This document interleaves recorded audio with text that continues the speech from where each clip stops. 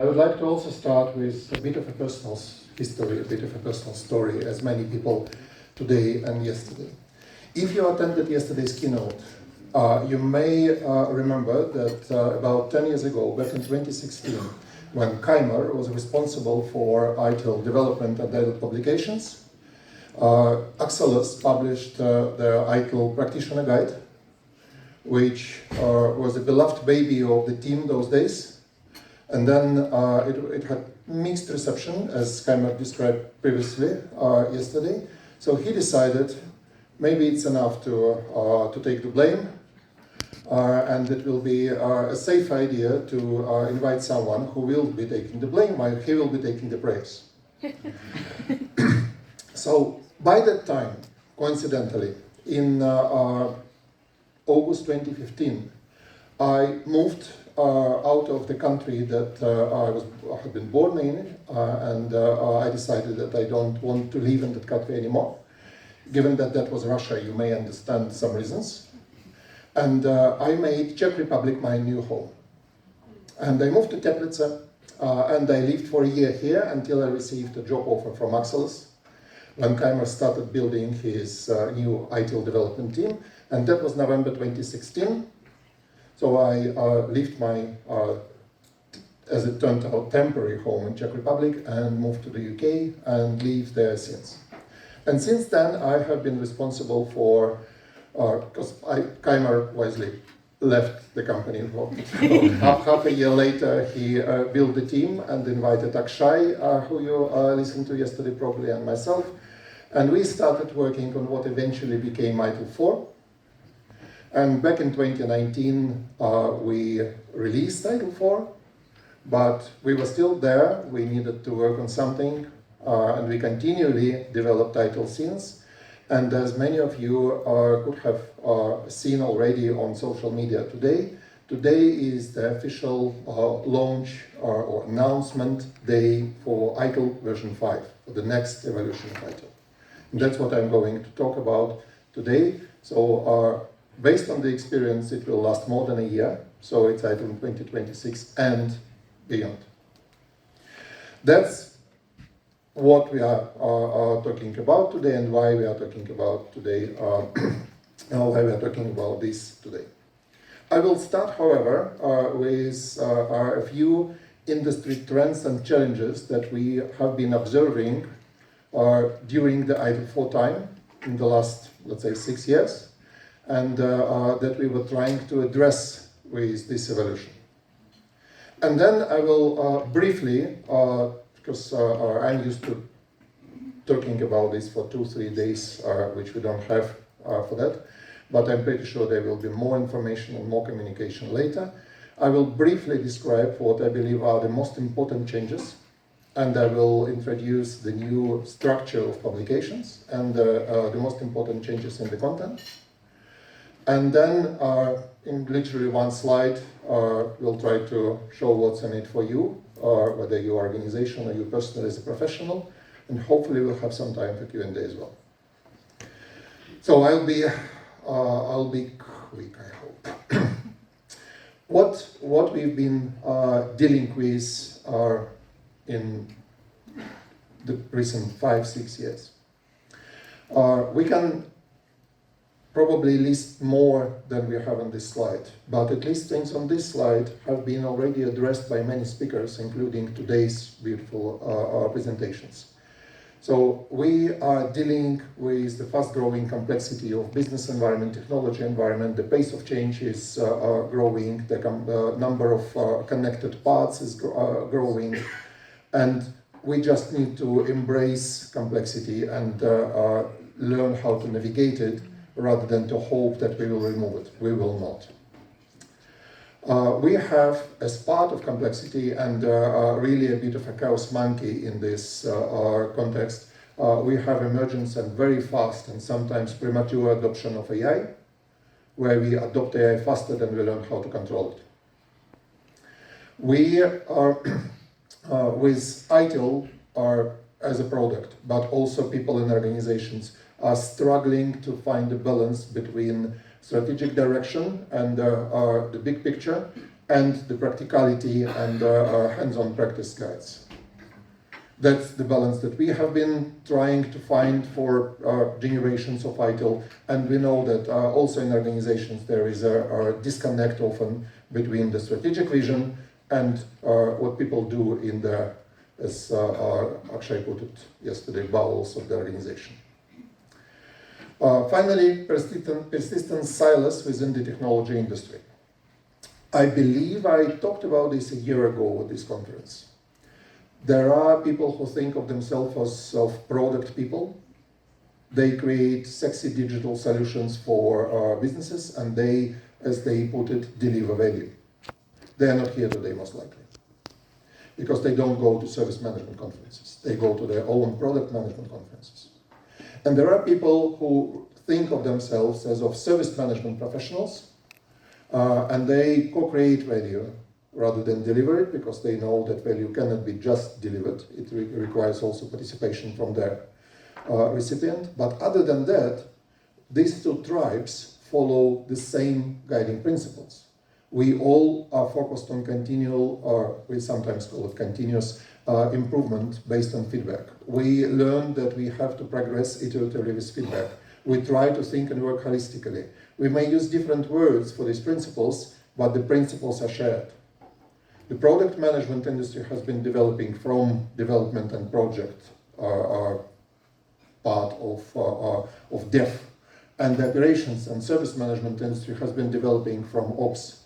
And somehow we haven't managed to start working closer together. We still live in these silos, and they can be reflected in the industrial events like this, and they can be reflected in organizational structures and relationship as well. We want to change it. We believe these two tribes should come closer together and should be working together, because we actually are doing the same. Moreover, digital products are impossible without digital services, and vice versa. Growing attention to the human side of technology, whether it's expressed in experience level agreements or in humanizing IT or in any other approaches to bringing people, putting people first. We have been talking about this for decades and for a few generations of ITIL, but still, if you look at the organizations, tech people are too focused on tech, process people are too focused on process, human people are separate people who live in HR and we don't talk with them. And that's not exactly how it should be. So we tried addressing these things. And we believe that with ITIL, with new ITIL, with ITIL 5, with ITIL version 5, as it's officially called, don't ask, we created something that is, I dare say, complexity native. From individual models, such as, for instance, some updates to the continual improvement model. You are familiar with the continual improvement model, are you? What is the vision? What is the vision? Where are we now? Where do we want to be? How do we get there? Yes? It's been in ITIL since version 2. And it was designed, like many forms of good practice guidance, it was designed based on assumption that we know where do we want to be and how to get there. That we live in a clear domain, in Canadian terms. That we know the causation and can predict it. And we know, and you've heard it just now from the previous presentations, it's not always the case, to put it mildly. So sometimes we know where we are and we don't like it here. And we want to be elsewhere, and we can generally imagine that it's cold and wet here, we want to be in a dry and warmer place. But where exactly that place and how to get there, we are yet to explore. And that model is now adjusted for this experimental and complexity thinking. And sometimes you just follow the pattern that you know and it helps. Sometimes you have to experiment and discover how to get to a place that is better than where we are now, and how we can redefine and qualify the direction and the optimal way there, or at least acceptable way there. So at many levels, in practices, in models like continual improvement, in the transformation guidance that Kaimer was presenting yesterday, we included and integrated the complexity thinking in ITIL, hoping that it won't be failing because it's designed for simple world which is not existing around us.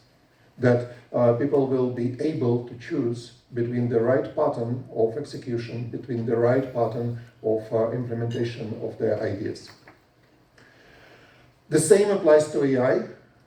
We used AI working on this, we explored AI, we published AI governance white paper, which was, until it ran out, available at our booth. Also co-written with Kaimar. Kaimar, can you wave your hand? I know you are in the... Oh yeah, here you are. Yeah, and there was a great team working on this because we believe, as I mentioned, we are adopting AI faster than we learned how to control it, and we need to deal with this. There will be a dedicated module on AI governance in the new ITIL. I will show you that in the qualification scheme. For the balance between strategic decisions, we hope, you tell me if we managed, that we managed to create clear progression path, clearer than in ITIL 4, for practitioners, managers, and leaders, with dedicated publications for all groups. And depending on where you find yourself in the organization, or where you want to be in an organization in your next career move, you can choose the right module. Finally, regarding the silos, and this is probably the most important change in the scope of ITIL, ITIL is including our guidance for digital product and service management. We expand the scope. We don't only address what we traditionally know as IT service management, so we address both the product vendor perspective and the service management perspective, and we try putting them together, integrating them with one model. I will show you the model. And finally, for the human side, there is a dedicated book on experience. It goes beyond user experience. We explore the relationship in service relationship between organizations. It's based on drive stakeholder value of ITIL 4. But we also go deeper into understanding and improving experience of users, customers, and employees. So, as again in that photo with the shop floor of a shoe shop that Akshay used yesterday, we sometimes forget that employee experience is a predictor of consumer experience. And in the new version of ITIL, we have a book which helps organizations to capture, understand, and improve experience of both consumer stakeholders and provider stakeholders, so our teams and our employees. So ITIL 5 is now ready. It's not a launch date as such, it's the announcement date. The first publication and their respective training and certification, the foundation, they will be all available on 12th of February, in 2 weeks. So now we are not trying to keep this secret anymore, and we will spend this week, 2 weeks, answering questions and explaining what's there. And from 12th of February, it should be available from your favorite training provider. And if you are a member of PeopleCert Membership Plus, then you will find the book and other assets in the PeopleCert Membership Plus. So, I won't be spending too much time on this history lesson here because you probably have seen this, some of you, and if you haven't, then you are not interested what was happening back in 2000. It has a long history. It started 4 decades ago, and it's evolving, and current evolution, it's not a revolution. The changes between version 2 and 3 and between version 3 and 4 were really dramatic. They were architecturally different. This foundation level is very similar. There are some important changes, but it's very similar in the core models to version 4. And I'm happy to say that if you already have ITIL 4 foundation, it will be accepted as a prerequisite for the upper modules of version 5. You don't need to reseed foundation, you don't need to take any breach. If you already have ITIL 4 foundation, it's a valid prerequisite for the higher levels of ITIL version 5. So you can just proceed using the new roadmap, which I will show. So at the foundation level, the changes are, in my mind, very important, but they are not big enough to mandate a new foundation model or a new foundation exam. This important part has not changed.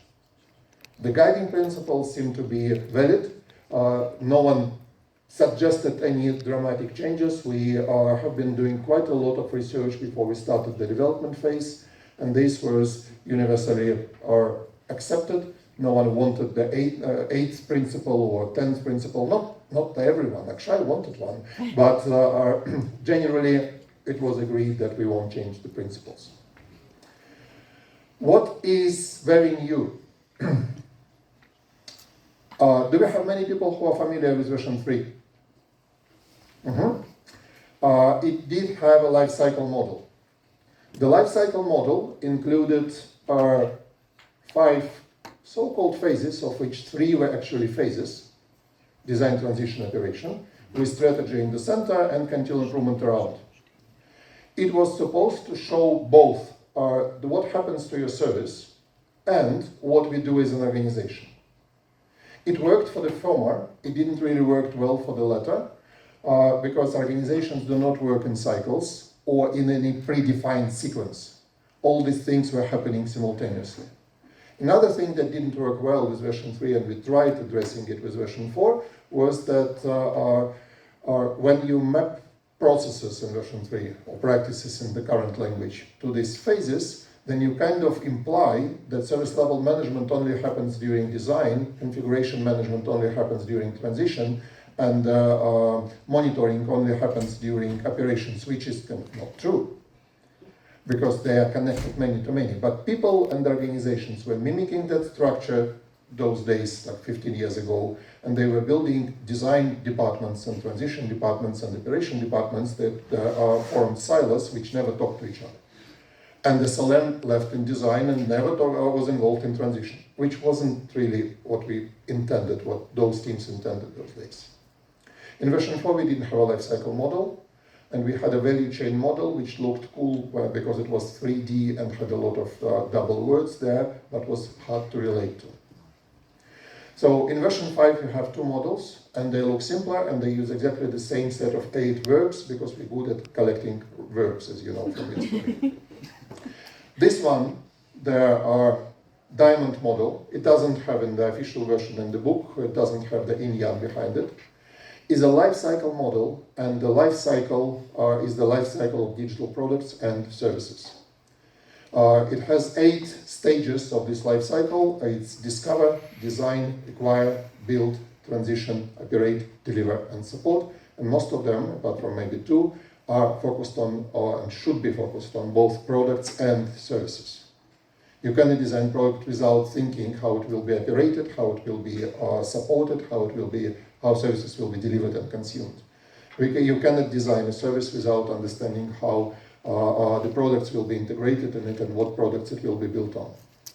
So it's a joint service life cycle, product and service life cycle. And when organizations manage this life cycle or manage their products and services through this life cycle, they perform what we call now value chain activities. They are the same 8 value chain activities, and they form a set of stepping stones. You see that they are not tightly connected. Their sequence may change. The inclusion of them in particular value stream may change. Some organizations decide that they will delegate some of these activities to other organizations and build operating models with not 8 but fewer activities from this life cycle. Let's just in a very simplistic way assume that you discover, design, acquire, build, transition, and then you delegate, operate, deliver support to some service provider acting as a product vendor, or the other way around, your internal IT, you source your solutions from external vendors such as Microsoft, and design, acquire, and build is something that they do to build the products, and they transition it to you, and you operate, deliver, and support. It's more complicated than this.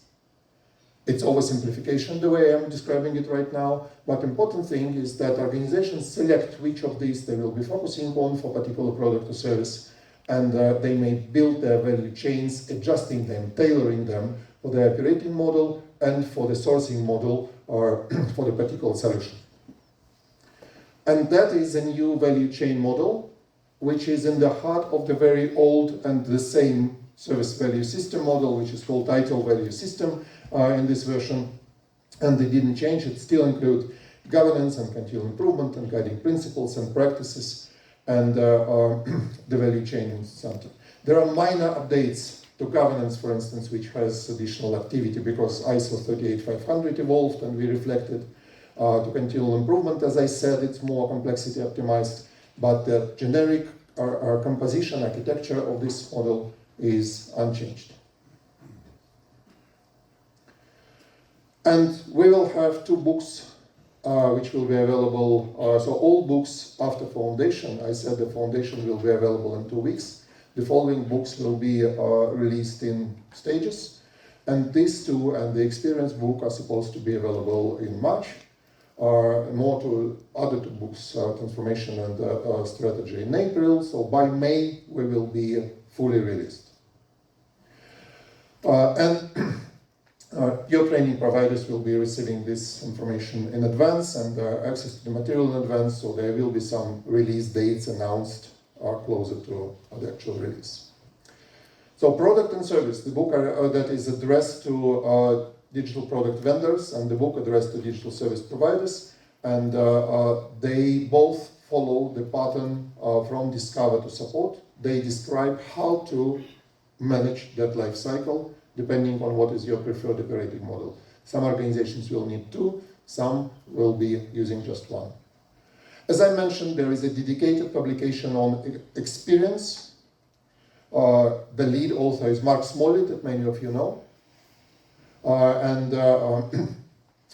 I really enjoy this one, and I believe it's a great step to a deeper and more practical understanding of experience management than we sometimes see when it's literally boiled down to CSAT and then PS. It's more interesting and complicated topic, and we can do more about experience than just measuring people's satisfaction. The strategy book, one of the authors, and not a lead author for this one, but one of the key authors of the core member of the core team is, you will be surprised, Heimer Caro. Together with David Cannon and David Sweeney.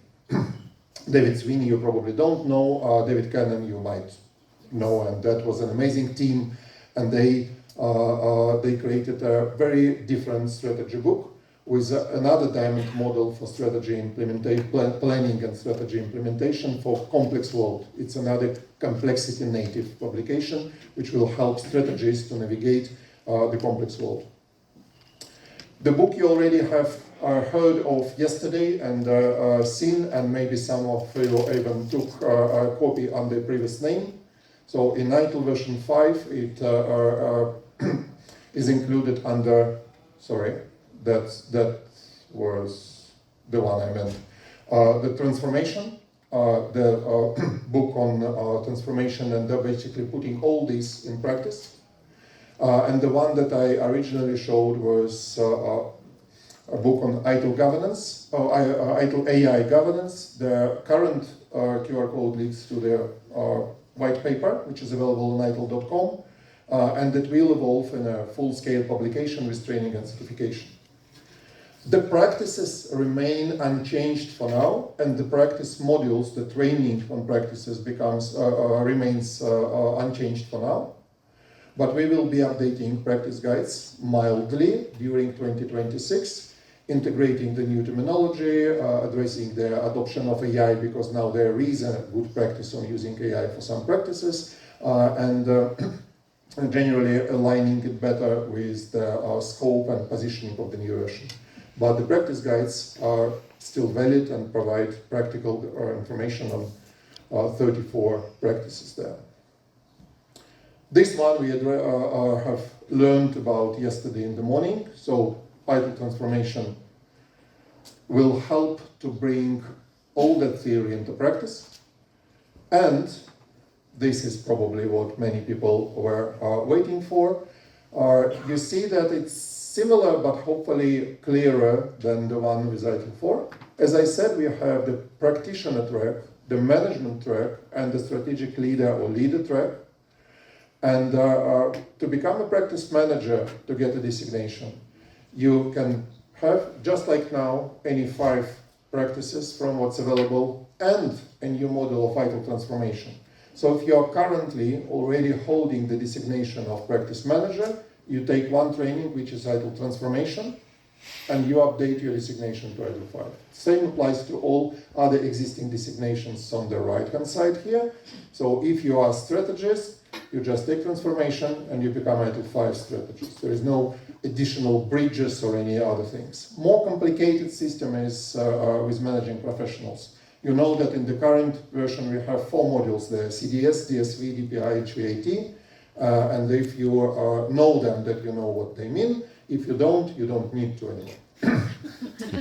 One thing, what is simple, for managing professionals who already have this designation, there will be a bridge available, which will cover the use of this whole group of the modules, including transformation, and it will update your managing professional, or the same bridge will work for masters. So if you are master, then you have this, you have that. The bridge includes transformation. So the same managing professional bridge will update your master. If you are somewhere halfway and you have some of the intermediate modules in management track, then there will be some individual counting on what is the most efficient way to swap, depending on where you are. You just had one module or on your way to managing professional, or you are one step away from it. And there will be some quizzes, not quizzes, like wizards, some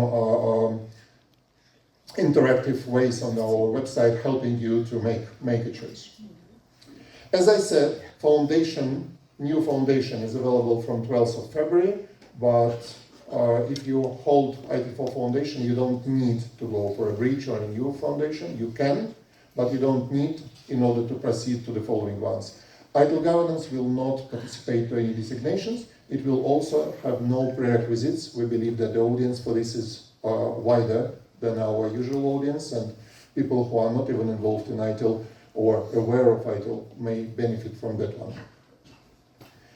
And finally, because unfortunately, yes, it's almost over, we,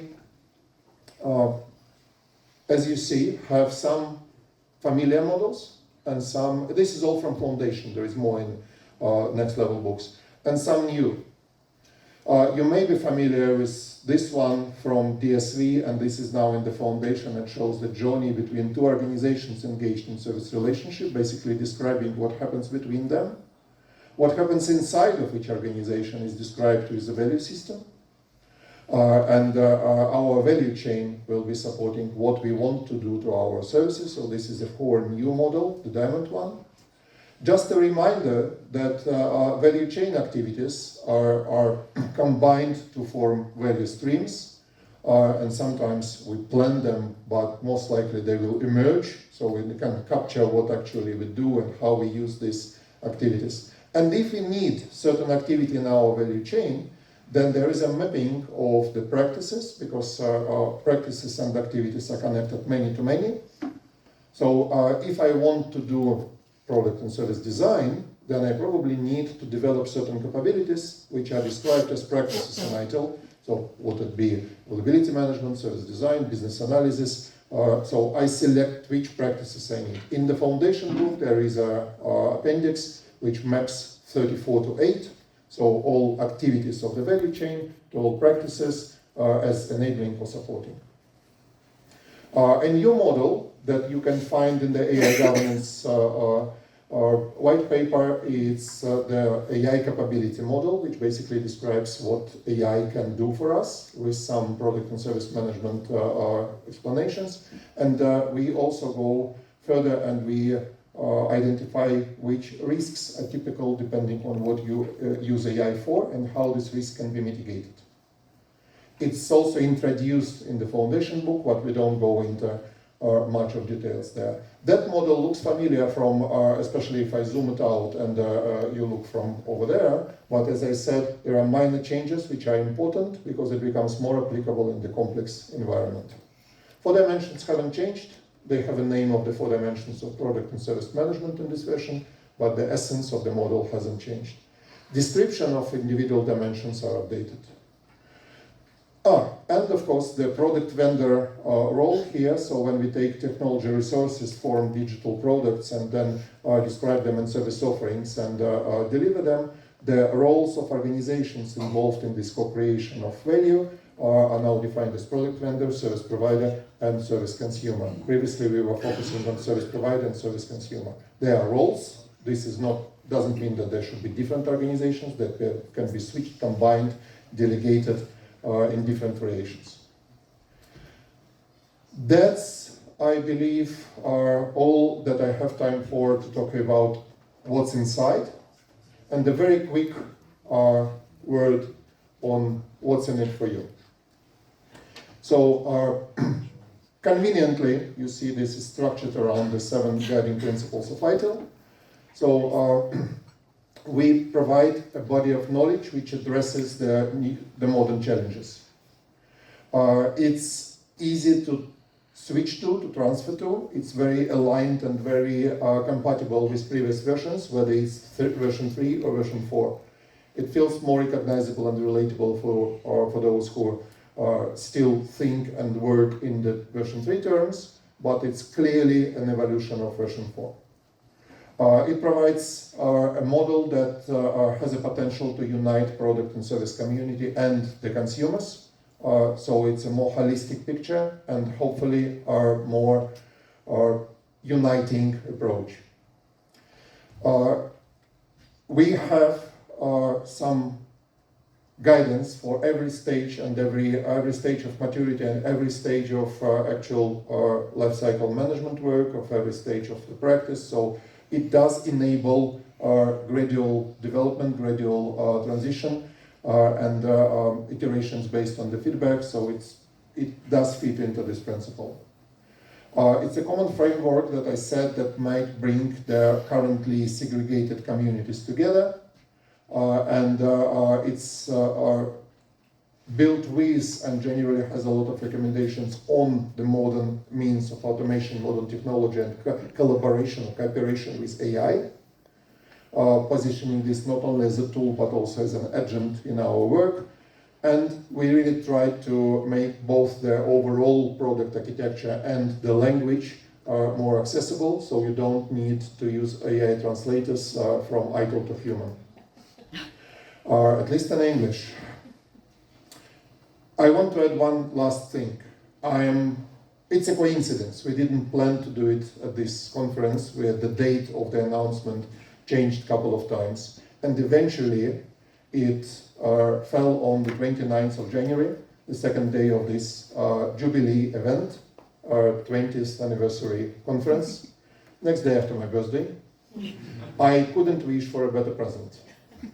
I'm really happy that we are presenting it here and that I personally have a chance to present it here.